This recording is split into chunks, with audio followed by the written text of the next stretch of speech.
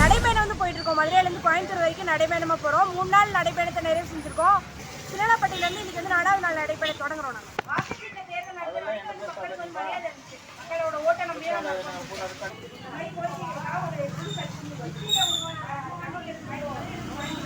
அதே மாதிரி வாக்கு சீட்ல நியாயமா தேர்தல் நடக்கணும். ஓட்டு மிஷின் வந்து எப்ப கொண்டு வந்தாங்கன்னா அப்படியே மக்களுக்கு மரியாதை தான் போயிடுச்சு. அதே மாதிரி வாக்கு சீட்ல நியாயமா தேர்தல் நடக்கணும். லாஸ்ட்மா கிடையாது நீங்க வந்து வேலை வாய்ப்பு கொடுக்கணும். அரசாங்கத்தோட வேலை என்ன? மக்களுக்கு வேலை வாய்ப்பு கொடுக்கணும். ஆனா வந்து இருக்கிற தொழில கூட காலி பண்றது, அம்பானி அண்ணாடி வளர்த்துறது, கடன் கட்டி இல்லாத கடன் கொடுக்குறது, அம்பானி அண்ணாடி கடன் கொடுக்குறது, 15 லட்சம் கோடி வந்து அப்படியே அழகாக இருக்காங்க. அதெல்லாம் மக்களுக்கு பிடிச்சிருங்க, மக்களுக்கு பிடிச்சிட்டு பசங்களுக்கு வேலை வாய்ப்பாக வந்து உருவாக்குங்க. அதெல்லாம் கேட்கணும். கட்சியோட இவிஎம் மிஷின் சொல்லிட்டு ஓட்டு மிஷின் கொண்டு வந்ததுக்கு அப்புறம் ஃபுல்லா ஃப்ராட் தரம் பண்ணிட்டு இருக்காங்க. நாட்டுல வந்து பிரதமரே வந்து மோசடி பண்ணிதான், ஓட்டு மிஷின்ல மோசடி பண்ணிதான் நாட்டோட பிரதமரே வந்து பிரைம் மினிஸ்டர் இருக்காரு. அதனால எந்த பிரச்சனையும் கேட்க மாட்டாங்க. வரி மேல வரி போடுறாங்க. திடீர்னு கொரோனான்றாங்க, வீட்டுக்குள்ள போய் உட்காந்துக்கோங்கன்றாங்க. தடுப்பூசி போட்டு தப்பான தடுப்பூசி போட்டு மக்களை பூரா கொள்றாங்க. தப்பான கொரோனா மருந்து கொடுத்து மக்களை ஃபுல்லா கொள்றாங்க. எல்லா தொழிலையும் வந்து திடீர்னு காலி பண்றது, இதான் வந்து பண்ணிட்டு இருக்காங்க.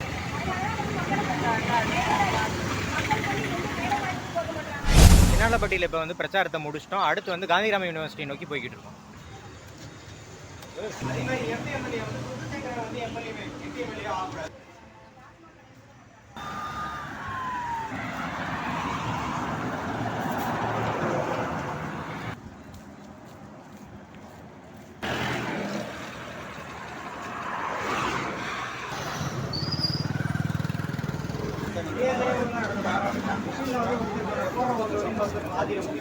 அதே மாதிரி ஒண்ணு சேர்ந்து கேட்கணும். மதிப்பு இல்லைன்னா மக்களுக்கு எதுவும் செய்ய மாட்டாங்க.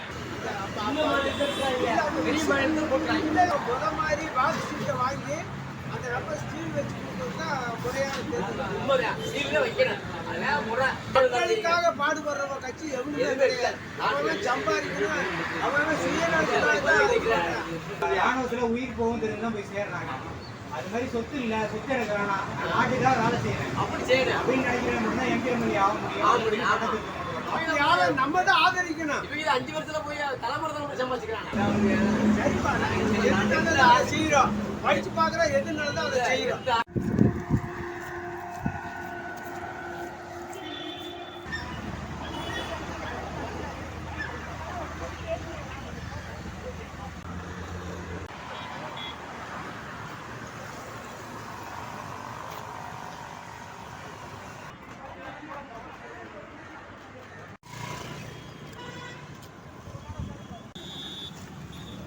இன்னைக்கு வந்து 12 கிலோமீட்டர் தூரம் வந்து நடந்திருக்கோம். திண்டுக்கல் மாவட்டம் சின்னாலப்பட்டியில் வந்து காலையில் தொடங்கணும். அடுத்து வந்து காந்தி கிராமம் ஏரியா, அடுத்து கோட்டைப்பட்டி, திண்டுக்கல் பைபாஸ் வந்து உள்ள என்ட்ராகிற இடத்துல வந்து இன்னைக்கு வந்து நிறைவு பண்ணியிருக்கோம்.